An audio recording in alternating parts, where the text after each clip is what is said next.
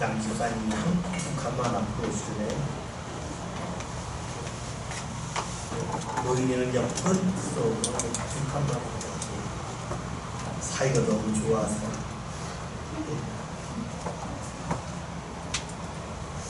이 시간에는 믿음 멈추지 않는다라고 주제를 가지고 주의 말씀 함께 들어보겠습니다. 우리 속담에 누울 자리 보고 발을 뻗는다는 말이 있습니다. 사람은 힘들면 누울 자리, 즉 편안한 자리를 찾습니다. 그 자리에 가면 움츠렸던 다리를 펼 수 있기 때문입니다. 만약에 움츠린 다리를 펼쳤는데 그 앞에 가시가 있어서 발이 가시에 찔린다면 어찌하겠습니까? 움츠린 다리를 펼 사람이 없을 겁니다.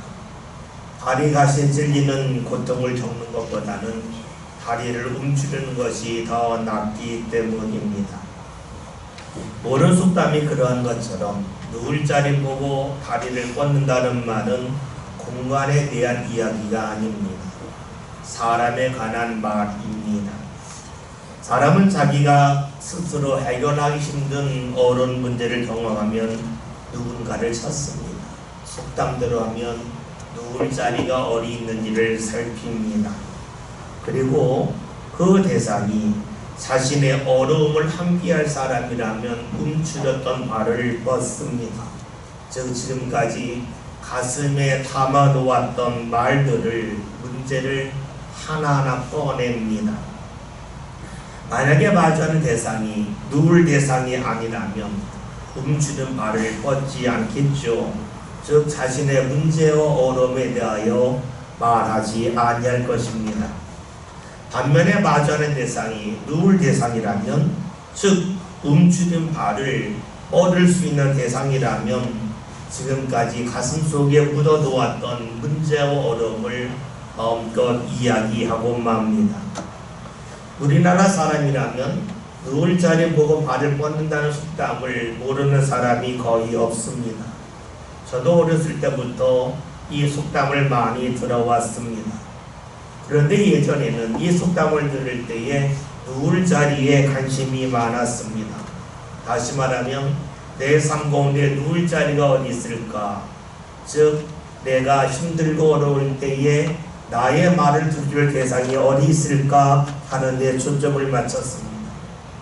그런데 자녀들이 성장하면서 이 속담에 대한 초점이 조금씩 달라졌습니다. 자녀들이 힘들고 어려울 때 과연 내가 누울 자리가 될 수 있을까? 즉 나에게 발을 뻗을 수 있을까에 대하여 생각을 해보기 시작했습니다. 왜 그런 생각을 했냐면 자녀들이 어렸을 때에는 저 나름대로 도와줄 부분이 많았습니다.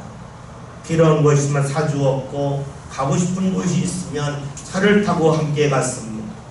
모르는 곳이 있으면 제가 알려줬습니다. 그런데 자녀들이 성장하면서 제가 과거에 했던 역할은 이제 더 이상 할 필요가 없게 되었습니다. 자녀들이 필요한 것을 알아서 하게 되었고 필요한 것이 있으면 스스로 샀고 원하는 곳에 직접 갔습니다. 또한 과거에는 자녀들이 저에게 물어보았지만 이제는 반대로 제가 자녀들에게 물어보는 부분이 크게 늘어났습니다. 따라서 눈에 보이는 것을 도와주는 부모의 역할은 이제 거의 남지 않았습니다. 즉 물질로 또 육체의 힘과 능력으로 자녀들의 누울 자리가 될 수 있는 그 역할이 거의 남지 않았습니다. 그렇다면 이제 제가 부모로서 할 수 있는 일이 무엇일까를 생각해 보았습니다. 그것은 자녀의 마음과 삶에 있는 어려움과 문제를 함께 하는 것이었습니다. 그러려면 자녀들에게 누울 자리가 되어야 합니다. 자녀들이 다리를 뻗을 수 있는 기회를 제가 주어야 될 것이고 자녀들이 다리를 쭉 뻗었을 때에 저 때문에 가시에 찔리는 아픔이 없어야 될 것입니다. 이를 위해서 필요한 것이 무엇일까 생각해 보았습니다. 그랬더니 그리 어려운 것이 아니었습니다.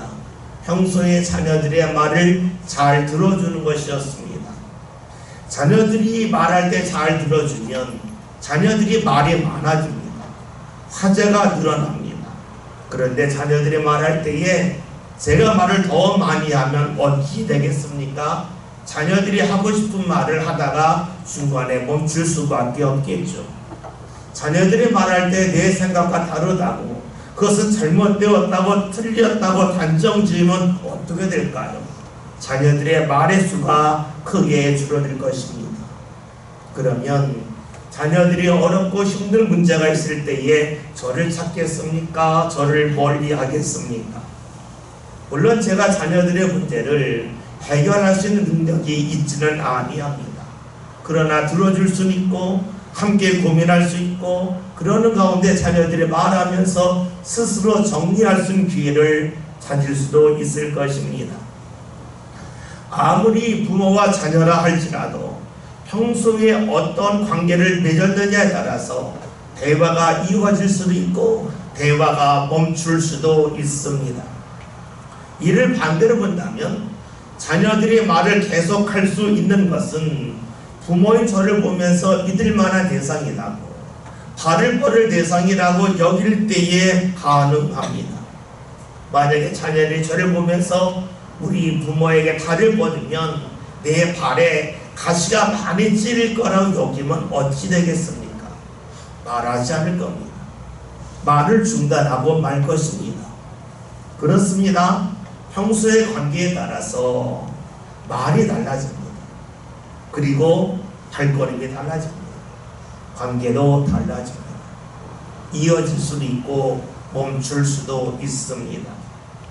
여러분, 그렇죠?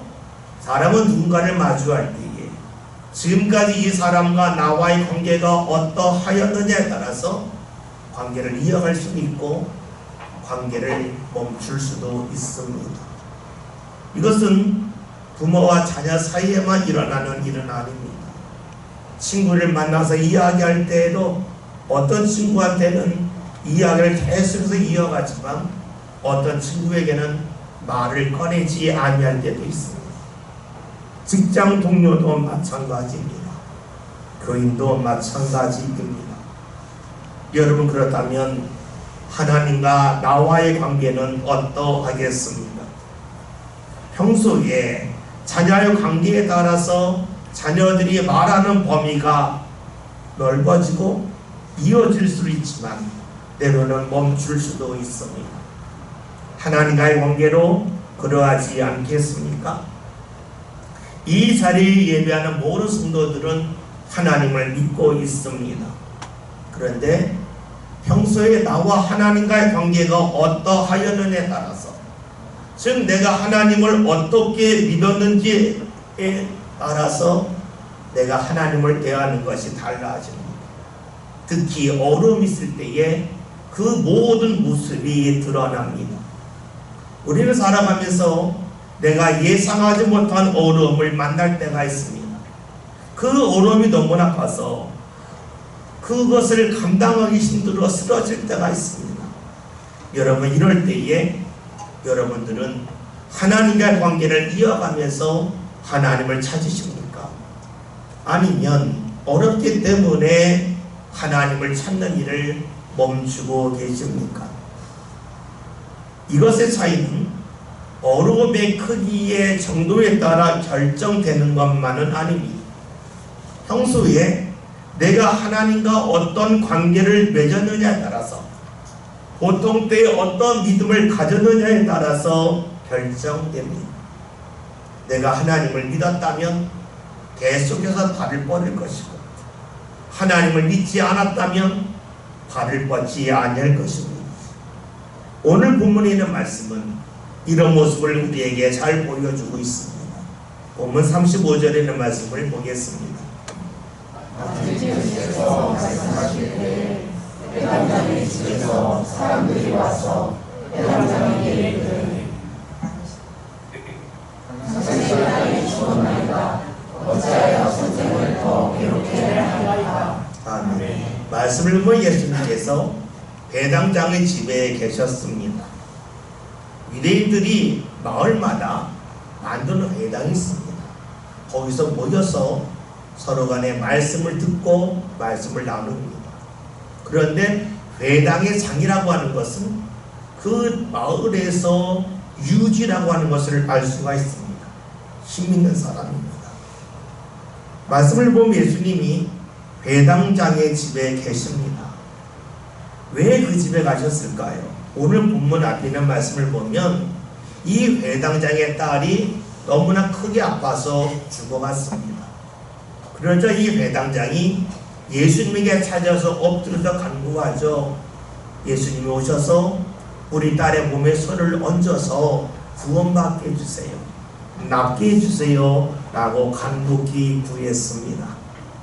예수님이 오셔서 손을 얹고 기도하시면 자신의 딸이 나을 거라고 하는 믿음이 있었기 때문이죠.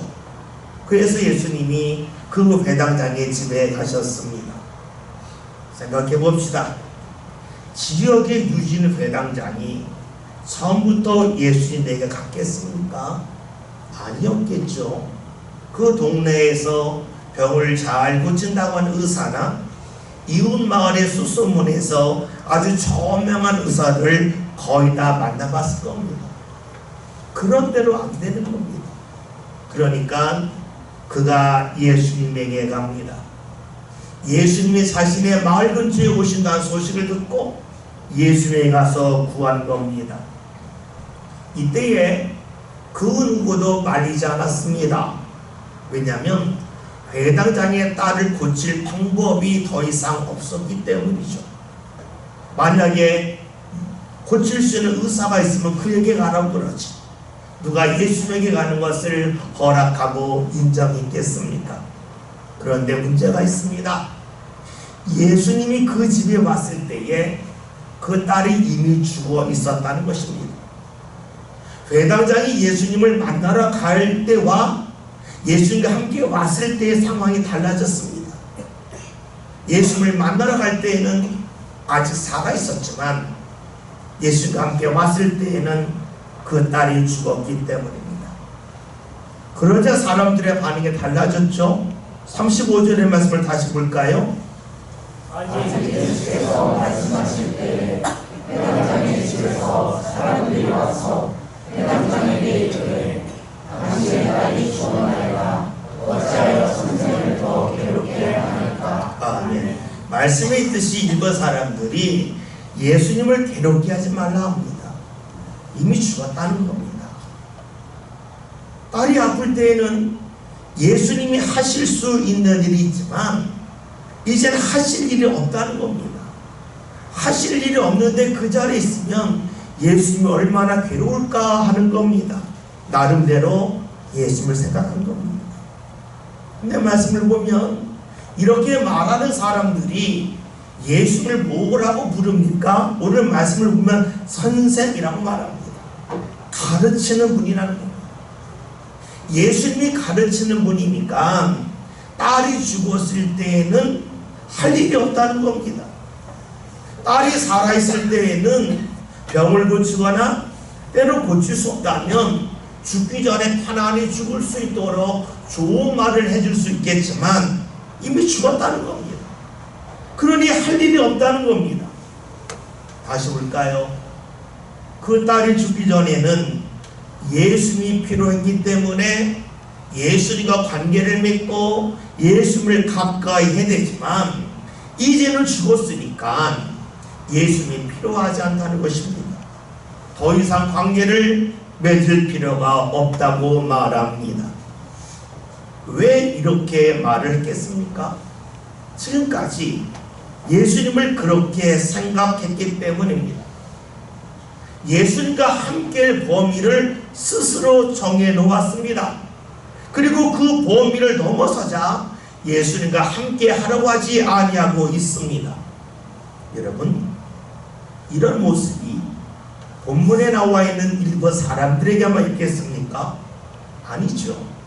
모든 사람에게 다 있습니다. 사람은 누구나 마주하는 대상을 대하기 전에 함께할 범위를 정합니다. 우리가 예수님을 믿을 때도 역시 그러하죠.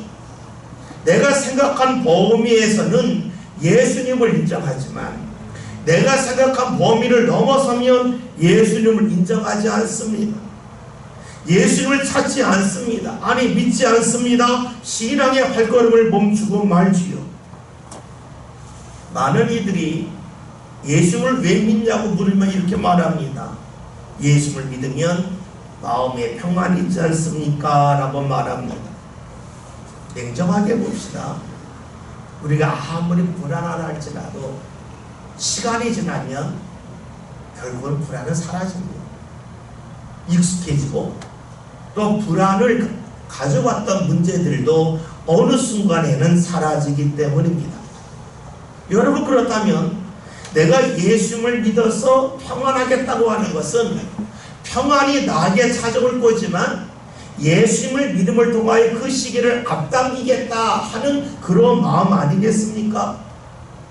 즉 내가 할 수 있는 일이지만 예수님이 함께하면 그 일을 보다 쉽게 보다 빨리 할 수 있을 거라고 기대해서 예수님을 믿습니다.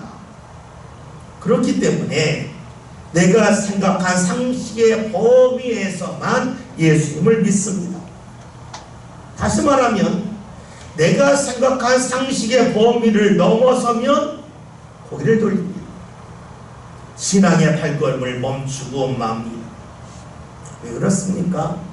예수님은 내가 할 수 있는 일을 빨리 할 수 있도록 돕는 분이지 내가 할 수 없는 일을 하시는 분이라고 믿지 아니하기 때문입니다.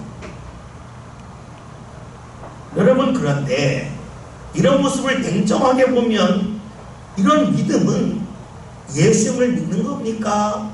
자신을 믿는 겁니까? 내가 생각한 범위에서만 믿는다면 결국 나를 믿는 건 아니겠습니까?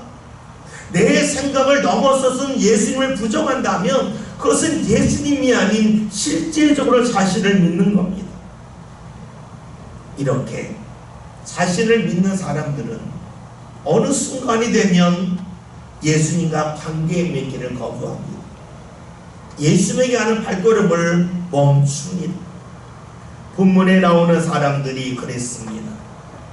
예수님을 믿는 것을 멈추는 사람들, 그래서 예수님을 더 이상 괴롭게 하지 말라라고 하는 말을 들을 때에 회당장의 마음은 어떠했겠습니까? 당연히 흔들렸겠죠. 왜냐하면 사람은 내가 무언가 보호해야 될 대상을 보기보다는 사람들의 반응을 먼저 보기 때문입니다. 여러분들이 횡단보를 건널 때가 있죠. 횡단보를 건널 때에 늘 신호등만 보고 건너는 분이 있는가 하면 어떤 분들은 신호등을 안 보고 핸드폰을 보고 있다가 옆 사람이 움직이면 따라 움직입니다. 다시 말하면 내가 보고 움직여야 될 것은 신호등입니다. 신호등이 아니라 사람들이 움직이면 이 사람들이 신호등을 제대로 봤을 거라고 여기고 움직입니다. 다시 말하면 보아야 될 대상이 신호등인데 움직이는 사람으로 뒤바뀌는 것이 일반적인 모습입니다. 예수님도 일을 하셨습니다. 회당장이 주위 사람들이 흔들리니까 그 흔들리는 사람들을 따라갈 가능성이 높음을 하셨죠.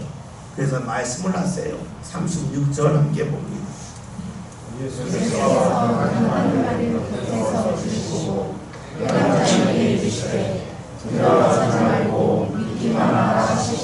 아멘. 예수님 회당장에 두 가지 말씀을, 첫째는 두려워하지 말라는 겁니다. 예수님을 만나러 오기 전과 예수를 만나서 그의 집에 왔을 때의 상황은 달라졌고 사람들의 반응도 달라졌지만 두려워하지 말라는 겁니다. 상황을 보지 말라고 하셔요. 그 다음에 하신 말씀은 믿기만 하라 하는 겁니다. 여러분, 회당장이 예수님을 찾았습니다. 왜 찾았냐면 할 수 있는 일이 없었기 때문입니다. 할 수 있는 일이 있었다면 찾았겠습니까? 할 수 있는 일이 없으니까 찾는 겁니다. 여러분, 그렇다면 아이가 죽었을 때도 할 수 있는 일은 없습니다. 물론 아픈 것과 죽은 것은 다릅니다. 그러나 할 수 있는 일이 없다고 하는 것은 똑같습니다. 그러기에 예수님 하신 말씀이 처음과 달라진 것이 없다는 겁니다. 너 자신을 볼 때에 할 수 있는 일이 처음에도 없었고 지금도 없지 않냐. 그러니까 처음에 지녔던 그 믿음을 계속해서 이어가라고 말씀하고 계시지요. 여러분, 그래요. 할 수 있는 일이 있는데 누가 예수를 믿습니까? 할 수 있는 일이 없으니까 찾는 겁니다. 예수님이 하신 말씀은 처음이나 지금이나 똑같다는 겁니다. 그러니까 처음에 가졌던 믿음을 계속해서 가지고 가라고 말씀하고 계시죠. 말씀을 듣고 회당장은 예수님을 따릅니다. 만약에 예수님이 말씀하지 않았다면 이 회당장은 사람들의 움직임을 보면서 그 움직임을 따라갔을 겁니다. 사람들이 흔들리니까 같이 흔들렸을 겁니다. 그런데 예수님이 말씀하심을 통하여 네가 보아야 될 것은 사람들의 움직임이 아니라 처음에 지녔던 믿음 아니냐 하는 것을 알려주시죠. 그리고 예수님이 어떻게 하실까요? 37절 38절 함께 봅니다. 베드로와 야고보의 형제 요한 외에 아무도 따라오면 허락하지 아니하시고 회당장의 집에 함께 가사 떠드는 것과 사람들이 울며 심히 통곡함을 보시고. 아멘. 예수님이 회당장의 집에 들어가실 때 보았더니 많은 사람들이 통곡하고 울고 있습니다.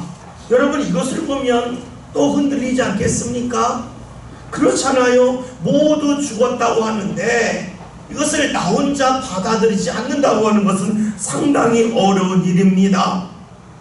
그런데 예수님은 그 집에 들어가실 때에 회당장 옆에 예수님의 세 명의 제자 베드로와 야고보와 야고보의 동생인 요한이 함께 하도록 했습니다.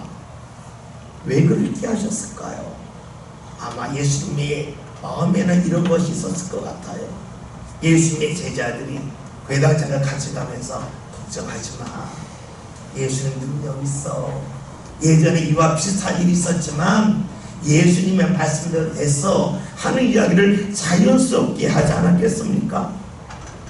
그러하였기 때문에 사람들이 울고 있지만 사람들이 예수님이 계심에도 불구하고 없는 것과 똑같은 반응을 하고 있지만 그 자리를 뚫고 나갈 수가 있었습니다. 혼자는 뚫고 갈 수 없지만 함께하는 믿음의 사람들이 있었기에 뚫고 갈 수 없는 자리를 뚫고 나갔지요. 이제 예수님이 회당장 딸 앞에 갑니다. 예수님 말씀하시죠. 39절 봅니다. 들어가서 그들에게 이르시되 너희가 어찌하여 떠들며 우느냐 이 아이가 죽은 것이 아니라 산다 하시니. 아멘. 예수님이 하신 말씀이 사람들은 죽었다 하지만 주께서 말씀하세요. 죽은 것이 아니라 산다. 왜 예수님이 이렇게 말씀하셨을까? 이유는 두 가지. 첫째는 회당장이 그 자리에 따라왔기 때문입니다. 만약에 회당장이 사람들이 울면서 죽었다고 하니까 털썩 주저앉았다면 예수님은 침묵하셨겠지요. 회당장이 사람들이 아무리 울고 떠든다 할지라도 그 자리를 뚫고 예수님과 함께 움직였을 때에 예수님이 말씀하십니다. 여러분, 회당장이 움직이지 않으면 털썩 주저앉으면 예수님은 아무런 말씀도 하지 않습니다. 움직였기에 말씀을 따라갔기에 주의 말씀이 임하였습니다. 두 번째로는 예수님에게 능력이 있기 때문입니다. 생각해 보십시오. 여러분에게 시계가 있는데 그 시계가 고장 났습니다. 그래도 여러분이 고칠 수가 없어요. 그 시계는 결국 사용할 수 없어 버리고 맙니다. 그러나 똑같이 고장난 시계가 할지라도 그 시계를 고칠 수 있다면 그 시계는 버리지 않습니다. 잠시 사용하지 못할 뿐이지 다시 사용할 수 있는 시계입니다. 예수님은 말씀하십니다. 능력 있게 말씀하십니다. 아이가 죽은 것이 아니라 산다고 하시죠. 이에 사람들이 어떻게 반응합니까? 40절에는 말씀을 보겠습니다. 그들이 들어가 예수께서 그를 다 내보내신 후에 아이의 부모와 또 자기와 함께한 자들을 부르시고 아이 있는 곳에 들어가사 아멘. 사람들이 비웃었습니다. 왜 비웃었냐면 말씀을 받아들일 수 없었기 때문입니다. 생각해 봅시다. 이 아이가 죽은 것이 아니라 아프다고 생각해 봅시다. 예수님이 방에 들어가서 이 아이에게 기도해서 낫게 하신다고 말씀하시면 사람들이 비웃었겠습니까? 아니면 함께 기대하고 있었겠습니까? 그 누구도 비웃지 않았을 겁니다. 즉 아이가 아팠을 때에는 예수를 향한 믿음을 다 갖고 있었지만 아이가 죽은 다음에는 사람들이 더 이상 믿음을 갖지 않습니다. 믿음의 발걸음을 다 멈추고 말았습니다. 그런데 예수님은 어떻게 하셨습니까? 믿음의 발걸음을 멈춘 이들을 억지로 끌고 움직이지 아니하셨습니다. 멈춘 사람들을 다 내보내셨습니다. 그리고 믿음의 사람만을 남게 하셨습니다. 그러면 하신 일이 무엇일까요? 41절 42절 함께 봅니다. 그러나 예수를 잡고 이르시되 다리라고 하시니 번역하면 곧 내가 내게 말하노니 소녀야 일어나라 하시니라. 42절 40절 있습니다. 소녀가 곧 일어나서 보더니 나이가 12살이라 사람들이 곧 크게 놀라거늘. 말씀을 예수님이 달리다고 하셨습니다. 소녀의 손을 붙잡고 말씀하셨죠. 소녀가 일어나라는 뜻이고 그렇게 말씀하셨더니 소녀가 일어났습니다. 여러분 사람들이 뭐 놀랐죠. 그렇다면 우리는 이런 질문을 할 수가 있습니다. 예수님이 왜 비웃는 사람들을 그 자리까지 오게 하지 아니하셨을까? 우리 같으면 예수 말씀 비웃는 사람이 있으면 그래 한번 가보자 하면서 함께 와서 그 자리에서 죽은 소녀를 다시 살리심을 통하여 사람들 봤지? 네 잘못된 거야 하면서 생각할 만하지 않습니까? 또 예수님 봤잖아 이제는 믿어야지 하실 수 있지요. 그런데 예수님은 그렇게 하지 않았어요. 보통 사람들 같으면 비웃는 사람들에게 그 비웃음을 더 이상 이어가지 못하게 하려고 놀라운 현장으로 끌고 왔을 거예요. 예수님은 그렇게 하지 않으셨습니다. 왜 그렇게 하지 않았을까? 성경에는 그에 대한 답을 알려주지 않아요. 우리는 예수님이 왜 그렇게 하셨는지 정확하게 알지는 못해요. 그러나 우리는 예수님의 마음은 모르지만 사람들의 마음은 나름대로 알고 있습니다. 사람들은 자신이 경험한 것이 아니라면 다른 사람의 경험이라면 잠깐 놀랄 수는 있어도 그것을 마음에 새기지는 않습니다. 중심의 변화가 없으면 외적인 변화가 일어났을 때에 자신의 입맛에 맞게 해석을 합니다. 비웃었던 사람들이 예수님이 죽었다고 하는 아이를 일으켰을 때에 처음에는 놀랐겠지만 나중에 아마 이렇게 말했을 거예요. 우리가 몰라서 그렇지 그 아이는 원래 기절한 거였는데 우리가 죽었다고 착각한 거예요. 그런데 예수님은 용기를 하셨네. 라고 말하면서 자기 나름대로 설명하고 합리화했을 겁니다.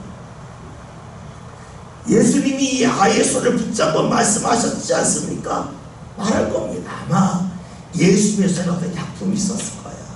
그 약품을 통해서 이 아이의 손과 무언가 화학적인 반응이 나타나서 이 아이가 일어났을 거예요.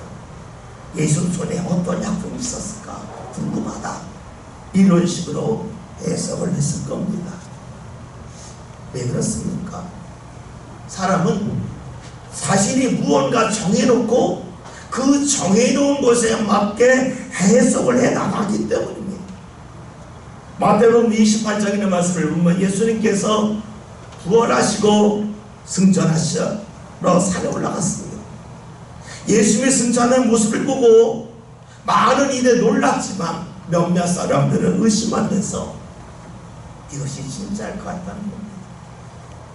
즉 날이 너무 더운데 내가 날이 더워서 정신이 잠깐 나가서 잘못된 거 본 걸 아는가, 그렇게 여기는 사람도 있었다 하는 겁니다. 여러분, 그래요. 사람은 자신이 정해놓은 것에 맞게 해석을 합니다. 예수님을 대할 때에도 예수님은 병자는 고칠 수 있지만 죽은 자는 살릴 수 없다 정해놓고 거기에 맞게 해석을 했습니다. 그러기 예수님은 어떤 눈에 보이는 현상을 통해서 사람들의 마음과 믿음이 달라지지 않을 것임을 아셨기에 그들로 하여금 아이가 깨어 일어나는 곳에 이르지 못하게 하셨습니다. 간혹 우리 중에 이런 생각을 갖는 이들이 있습니다. 내가 신비한 일을 본다면 예수님을 믿겠다는 이들이 있습니다. 내가 특별한 체험을 하면 예수님을 믿겠다고 하는 이들이 있습니다.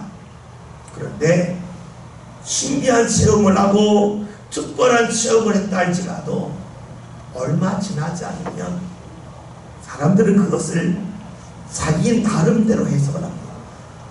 그리고 믿음의 발걸음을 멈춥니다. 그런 사람에게 예수님이 어떻게 하십니까? 볼 필요 없다는 겁니다.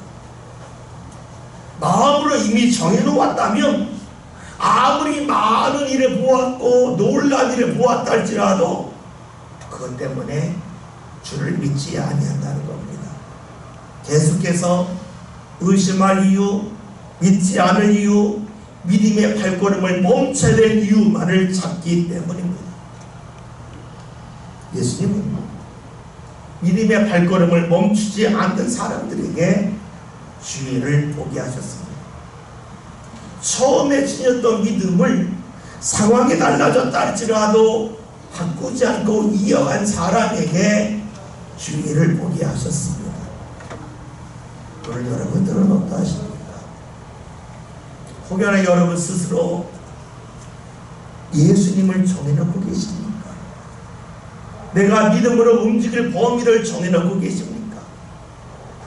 날씨가 이 정도 되면 내가 하나님을 찾고 날씨가 이것을 넘으면 다음에 찾을지 아십니까? 내가 경제적으로 이만큼 여유가 있을 주를 찾고 이만한 여유가 없으면 기다렸다 주를 찾겠다 하십니까? 내가 사람들과 약속이 있으면 주를 찾지 않고 사람들과 약속이 없고 여유로우면 주를 찾겠다고 스스로 정해놓고 계십니까? 내가 스스로 주를 정한다면 냉정하게 말해서 보면 주를 믿는 게 아닙니다. 나를 믿을 뿐입니다. 주님을 믿는 사람의 특징이 뭡니까? 오늘 말씀 제목 믿음 멈추지 않는다는 겁니다. 멈추지 않는 겁니다. 상황이 달라져도 주님을 찾는 것을 멈추지 않는 겁니다. 주위 사람들이 비웃는다 할지라도 멈추지 않는 겁니다. 주위 사람들이 없고 나 홀로 있다 할지라도 멈추지 않는 것입니다. 그 이유는 내가 주를 믿는 이유는 나의 약함을 알고 인정하기 때문입니다. 잊지 맙시다. 내가 주를 믿는 이유는 이해할 수 있기 때문이 아닙니다. 내가 약함에도 주께서 나를 외면하지 아니하시고 나를 받아주시고 이끄시기 때문입니다. 여러분, 믿음의 발걸음을 결코 멈추지 맙시다. 상황이 달라졌다고 해서 멈추지 맙시다. 상황이 달라졌을 때에 사람들은 나를 대하는 것이 달라지지만 주님은 결코 변함이 없습니다. 세상은 변해도 주님은 변하지 않습니다. 여전히 나를 사랑하고 계시고 나를 이끌고 계십니다. 그분을 믿읍시다. 그리고 우리의 믿음의 발걸음을 멈추지 맙시다. 때로는 몸이 고단할 수 있습니다. 때로는 물질에 어려움이 있을 수 있습니다. 때로는 주위에 사람이 없어서 나 홀로 있기에 쓸쓸하고 외로울 수 있습니다. 그러나 믿음의 발걸음을 멈추지 마합시다. 왜냐하면 주님만이 나를 일으킬 수 있기 때문입니다. 오늘 말씀에서 예수님이 모든 사람이 포기한 이 소녀를 일으키셨듯이 주님만이 나를 일으키십니다. 그 주를 믿고 그 주님을 향한 믿음의 발걸음을 멈추자는 저와 여러분이 꼭 됩시다. 그리하여 주님께서 베푸시는 역사를 함께 보고 또 볼 수 있는 믿음의 주인공들이 다 될 수 있기를 주의 이름으로 기원 드립니다.